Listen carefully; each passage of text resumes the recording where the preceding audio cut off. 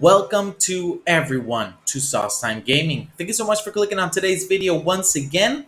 And today, Raven has released a couple of patches between the 15th and 16th of December. And within those notes, they have secretly removed Bloom from Vanguard weapons, which is going to be a huge game changer for all those new players that were not really liking these new weapons, and for those more competitive players who were looking to succeed with these builds, right? So many weapons also received recoil changes, and Raven did specify the four type of changes they do to recoil, which is recoil adjustment, which means that the recoil pattern has changed. So if the weapon kicked up and to the right, now it's going to kick up and to the left, for example.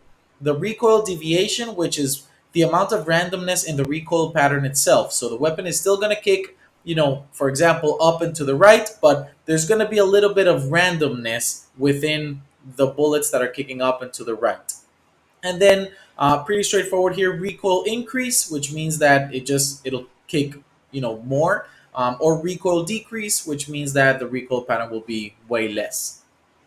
So I will be leaving the link to the patch notes in the description box below. So if you want to check those out in more detail for yourself, you can go ahead and do that. But I just wanted to sort of recap here because we had already uploaded our recoil breakdown episodes 1 and 2, where we covered the STG-44 and the MG-42. And within these patch notes, Raven said that they had adjusted the recoil for the STG-44, and they had increased the recoil for the MG-42. They also increased the ADS speed, but it is an LMG, so it's something I guess you would expect. But I just wanted to show you here that the change mostly seemed to affect the STG-44, where it more extended the overall recoil pattern. The MG-42, the same build I uploaded in the video yesterday, is still the same recoil pattern you're going to get today, so you can still take advantage of that build. So the biggest difference here being with the STG-44, the post-patch or the pre-patch recoil pattern is the one you're seeing on the left, which is a bit smaller. The post-patch recoil pattern now kicks way more vertically. However, it did thin out way more, so it doesn't have that curvature anymore like it did have in the post-patch version. So that should make it a little bit easier to control. Again, it does have that increase in the recoil vertically.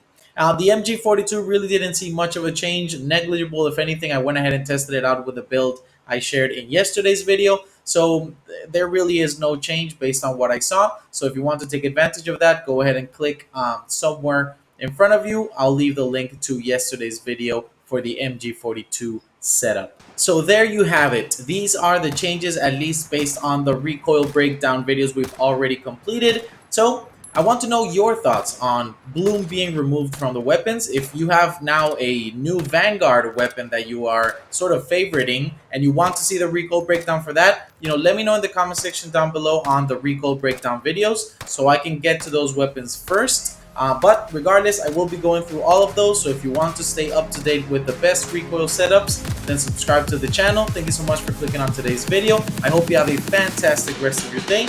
And as always, I hope you always remember, Sauce Time Gaming.